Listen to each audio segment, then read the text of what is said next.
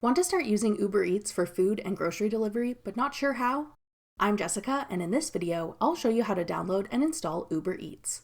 Note that this video will demonstrate on iPhone, but written instructions for both Android and iOS will be listed in the description box. Now let's get started.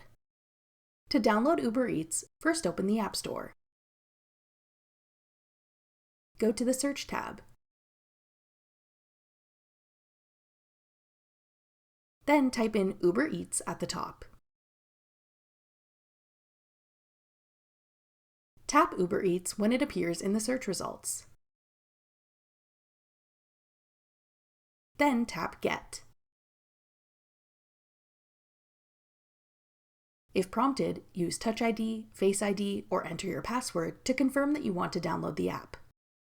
Wait for the installation to complete. Then tap Open to start using Uber Eats. That's all it takes to download Uber Eats. For more helpful Uber tips and tricks, check out our full playlist of Uber tutorials. Click the playlist on your screen now to watch. Thanks for watching. If you found this video helpful, we'd love it if you'd hit the thumbs up button below and subscribe to our channel. We put out great new tech tutorials like this one every day.